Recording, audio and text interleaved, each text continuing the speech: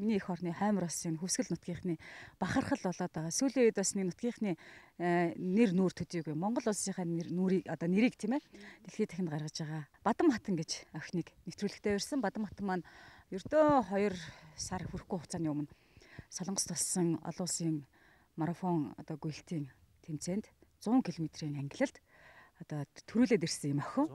100 км-т. Тэгээ дээрэс нь Монголынхаа рекордыг эвдсэн юм билээ. Өмнө нь 100 км-ийг 10 гаруй цагт туулдаг байсан замыг 8 цаг хэдэн минут хэдэн секундэд үлээ туулсан. Тэгэхээр өөрөө тэр амжилтаа их сайхан баримттай ярих бах.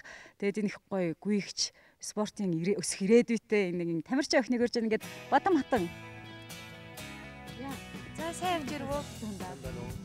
Бид нэр гэрт нь очиж сурвалжлага бэлдсэн юм л да урилга өгтөө. Тийм үү. Тэгээд хамгийн сонирхолтой их гоё сэтгэл хөдлөм сайхан юм Бадам хатан маань өөрөө Монгол Улсын их сургуулийн 2 дугаар курсын оюутан. Тэгээд 4 урилгын Хүсгэл аймагт ирсэн байна гэдэг сургаар тэгээд нутаг орных нь ингээд оролцуулах гэж байгаа гэдэг мэдээгээр зөвхөн манай нэвтрүүлэгт орохын тулд хичээлээсээ чөлөө аваад ирсэн байгаа. Тэгээд бүгдээрээ юуны төрөнд эхлээд Бадам хатныг зорж очиж урилга гардуулсан бичлэгийг үзчихэд Бадам хатантайгаа арай өрнөлөө тэхүү. За тэгээ.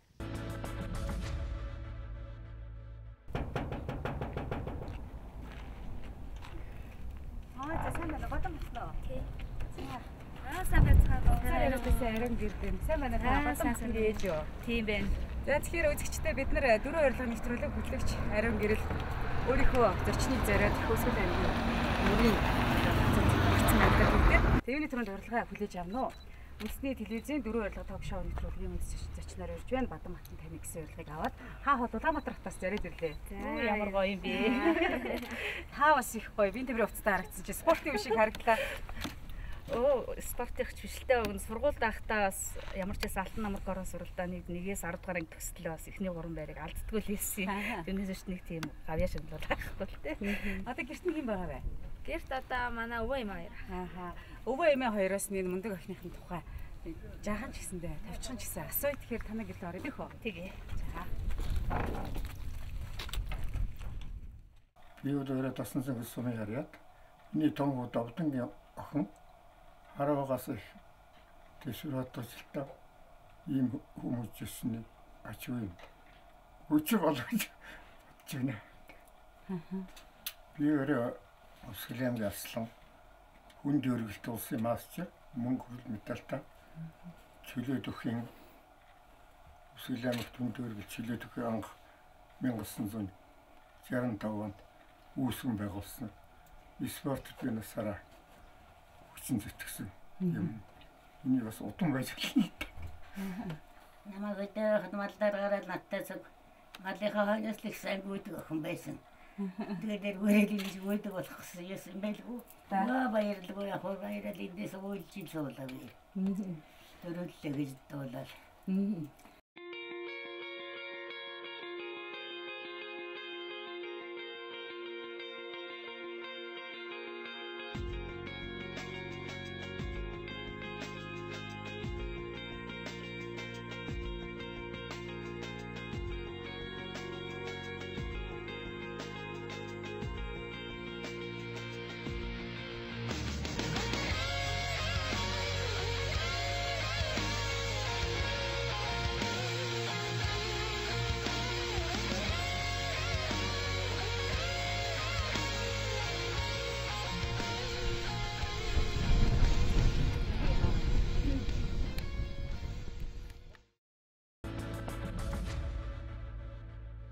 Ер нь хэр багасаа гүйсэн. 11-р ангиасаа л ер нь гүйж эхэлсэн. Тий, эмээ нь ярьж ирсэн.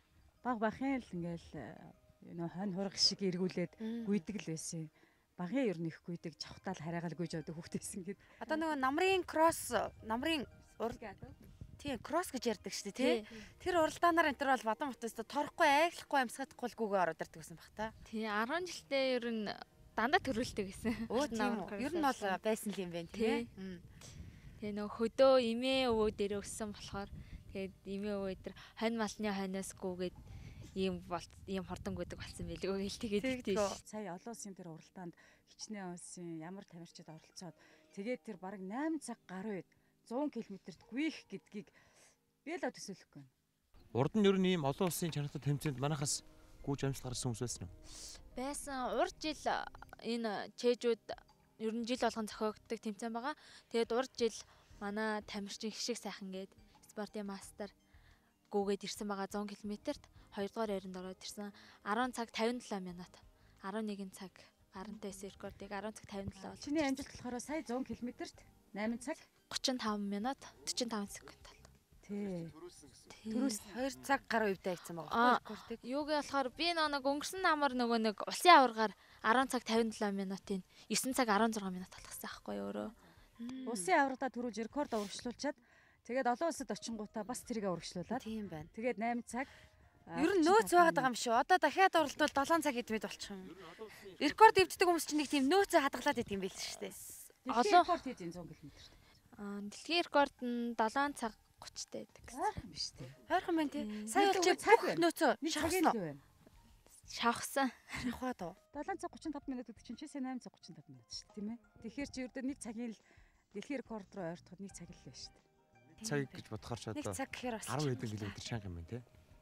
Ер нь ингэдэг юм дөө. Мэдээж бид нар одоо ингээд гүүж мэдэхгүй үзээгүй хүмүүсийн хувьд сонсоход бол яг сонирхолтой байгаа байхгүй. Яг тэр замыг ингээд туулаад гүүж байгаа хүний хувьд заримдаа за болчих гэж бодох юм байдаг уу? Ер нь тийм бэрхшээлтэй гардаг л да. Тэгээд сая гоохч ер нь тэгээд нөгөө нэг Монгол улсаа төлөөлөд явж байгаа гэдэг утгаараа тэгээд ер нь бэлтгэлээ сайн хийсэн байсан болохоор бас гайгүй тажгүй гүгээд ороод ирсэн. Тэ нэг замаасаа хүмүүс тий гардаг. Одоо жишээлбэл сая уралдаанд чинь тэгэхэд 28 орны 600 гаруй 680-аад тамирчин гүйгээл тэгээд тэрний ангилалт нь болохоор бас 200 хэдэн хүн байгаад барианд орж ирэхдээ бараг 100 хасагдаад ороод ирсэн юм биш. Тэгэхээр тэд нар чинь янз янзын шалтгаанаар л өстэй шантардаг байх, ядардаг байх, өвддөгч байх тий өвддөгч байх. Тэгээд нөгөө цаг уурын нөхцөлдөө дасан зохицох гээд маш том асуудал байдаг тийм ээ. Тий. Тэр өдөр ер нь жоохон сэрүүхэн салхитай байсан. Тэгээд жоохон манай Монгол орн ч бас тиймэрхүү шүү дээ. Ер нь бол цаг уурын хувьд тий надад бол нэг асуудал байгаагүй. Одоо тэгэхээр 100 км-т тэгэхээр тэр чинь марафоныхоо төрөлд орохгүй юу? Марафон орнолоо тэгтээ 100 км 50 км-ээс дээш болохоор нөгөө нэг хит хол гэж явчихдаг байхгүй юу? Хит холын. Ааха. Тэгэхээр мөрөнд 10 жилээ төгсөөд хот руу явсан уу те? Тэгсэ. За, хотын амьдрал ямар байна? Хотод очиод хэдэн жил болж байна? Одоо хотод очиод 2 3 жил болох чинь. Сургуулаа төгсөөл. Гайгүй.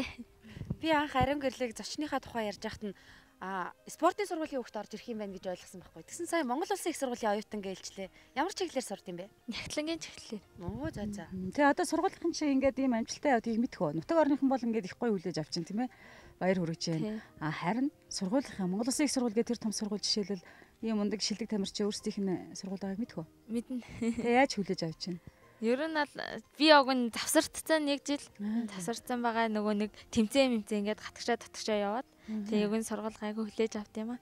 Шинэ оюутны талаас нь асуугаад байна За л да. за. Бэрхшээл юу байна? Хотод ямархуу байна те? Тэгээ эхлээ жоохон хэцүү байсан. Юу нэгцээ байсан? Ээж идрийгээ санаад, гэрээ санаад. Тийм тэгэл бэлтгэлээ аваас хажуугаар нь хийн. Тэгээл өсөөл тэгээл ядрах үед. Тий. Тэгээ бэлтгэл идрэхээр амар их ядардаг. Тийм тэгээл баг тэгээл ер нь бэлтгэл өглөө гараад чадвал өглөө хичээл явахаас өмнө бэлтгэлдээ гарчаал. Тийм тэгээд өдөр хотод хаагур гүйж байна. Хотод одоо спортын ордноос гараад эсвэл олимпийн орооноос гараад тэгээл маршлоо. Тэгээл холын коростой үедээ цааны бааз руу гүгээл. Тэгээл яг гүйлтийн юу авахгүй болохоор тэгээл. Хичээлийн хажуугаар өдөр болгон бэлтгэлд явдаг гэсэн үг үү? Тий. Ямар ч би хөнгөрдөг тийм ээ. Тэгээд их сэтгэл сэргдэг. Чи бол тэрнээс илүү гоё мэдрэмжүүдийг л авдаг бах та. Тийм тэгээд нөгөө тэмцээнд ороо шагнал магнал авахаар бүр гоё мэдрэмж төрдөг.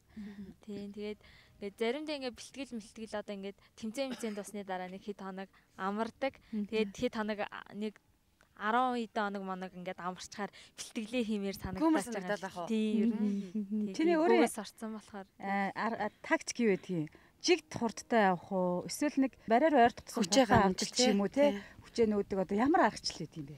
Тийм нөгөө гүйж байгаа зайндаа тохируулаад гараал тэгээл өөрийнхөө темпээр яваал тэгээл мэдээж барианда орохороо тэгээ финиш шитрээ гээл. Гүүх гэхээр хүмүүс нэг ийм ойлголт хүн болгонд адилхан байдаг бохол та. Зарим хүмүүс турхын төлөө гүйж байна.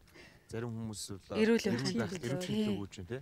Тэгэхээр ерөнхийдөө энэ чиглэлээр ингээд амжилт гаргаад гүйж байгаа хүний хувьд гүүх ер нь яг юу сайн байдаг хамгийн ингэж шигээр ингээд тайлбарлах юм бол одоо ч хүмүүс ч амар гүйдэг болсон. Тэгээ нэг урт насалж ирүүл байх. Хамгийн гол нь ирүүл байх гэлтэй. Батамбатаа гүйлтийн зам дээр гүөх зүгээр ингээд газар дээр гүөх хоёр тисүүр гэсэн үнэн үү? Тийм шал өөр штэ. Миний хувьд ингээд өвөл хаяа дотор гүйлтийн зам дээр гүйдэг.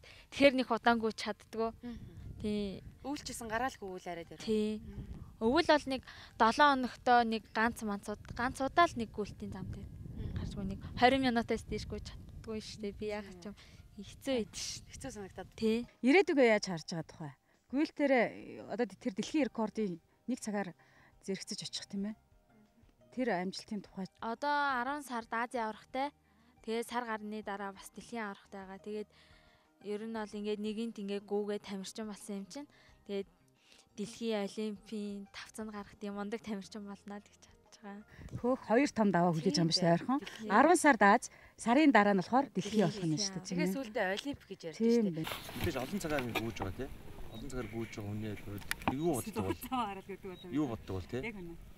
Forest Camp гэдэг кинод гэсэн тийм. Тэн дээр маш гоё харуулсан байдаг л та. Бараг ингээд тэр улсаа тойроод гүйдэг. Байгалийн гоё үзэгдлийг давхар харуулсан байдаг. Тэрнтэй адилхан гоё юм харж чаддаг уу? Юу боддог вэ? Сая яг тэр Чежу арлын яг эргээр нь гусан. Тэгээд яг ингээд арлаар ингээд өгөхөд 200 км байд юм блэ. Тэгээд би яг 100 км яг талын гүйж явсан. Тэгээд яг хоо жоохон айж явсан нөгөө нэг амар жоохон хүүтний салхитайсан болохоор нөгөө далайн эрг нь нөгөө нэг эргээ цохоод ус нь яг над руу ингээд ирээд исэн болохоор далаалаа аваад явчих болоо гэж одоо жоохон айсан. Тэгээд ер нь бол гүйж яхад юм харж чаддгүй маа. Тэгэл цагаа хараад гайгүй тийм байж бодолт юу байдгийг. Дол зөндөө юм бодсон шүү дээ. Ээжигээ нэг санаа. Хүнд мэдээж хамгийн чухал зүйл бол амжилт байдаг бах л та тий. Жишээ нь амьдрал дээр би бол жишээ нэг гэдэг байхгүй одоо өөрөөсөө хийж чадах бүх зүйлээ хийчихэд за би ингээд амжилттай болчлоо гэд. Нөгөө хүндээ одоо хожих нь бол чухал биш тий. А тамирчин хүнд бол одоо эхний 3 байранд орох юм энэ бол маш чухал байдаг. Тэгэхээр чи ер нь амжилтыг яаж хардаг вэ? Чи одоо хичнээн байр эзэж чадаагүй ч гэсэн чи өөрийнхөө хамгийн одоо бүх нөөц болцоогоо шавхаад те. Тэгээд тэрийг хийж чадсан бол чи тэрийг амжилт гэж харддаг. Нэг бол заавал байранд орж ичи амжилттай гэж харддаг. Заавал нөө шанглын тавцан дээр гараад медаль авахтаа гол нь ш. Тэгэд өөрийгөө ялан дийлээ те.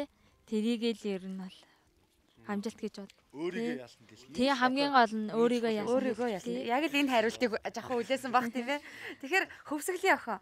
Би болвол тэгдэм а. Мэдээж монгол хүн гэдгээрээ бахархдаг. Тэгээд хөвсгөлийнх гэхээр надад бүр гоё том бахархал байдаг байхгүй юу? Бадмаатны хувьд ч гэсэн тийм л ах гэж бодож байна. Өнөөдөр жишээ нь бид нар далайн эрэг дээр ингээ байхад зөвхөн захлаад ингээд энэ тохоо хэсэг гисцэн бусд нь бол одоо зуны ихэнх сар гарчаад байхад мөс унаагүй ингээл ийм сайхан байгалийн тогтцол бидэнд харагдаж байгаа байхгүй юу? Яг ингээд Улаанбаатарт очихоор нутгаа яар сандаг вэ? Миний хувьд болохоор яг тэмцээн болохоос өмнө гэртээ ирчээд явдаг. Заавал уу? Тийм. Гэртээ ирчээд ээж дээрээ ирчээд тэгээд явах тартай. За тэгэхээр сургуулаа төгснөө, мэргэжлэрээ ажиллана. Хажуугаар нь гүйлт бол үргэлж хамт байх нэ дээ. Хослуулаад явах нь тийм ээ. Тэгэхээр хөдөлгөөн барьтай гэсэн үг. За баярлалаа Бадамбатаа. Үнэхээр ингээд зориод ирсэн, уулзсан тэгээд их гоё гэгийнхэн мөрөөдөлтэй 3-3 даваа өмнөө ботцсон явж байгаа. Тэр бүхэнд чинь амжилт хүсээд өнөөдрийн ингээд ярилцах цагаа өндөрлөө. Амжилт хүсье. Хамгийн гол нь манайх удахгүй олимпийн бас нэг аврагтай болох боломж байгаа байх нь. Гараа бариад тэгээд тийшээ. Баярлалаа.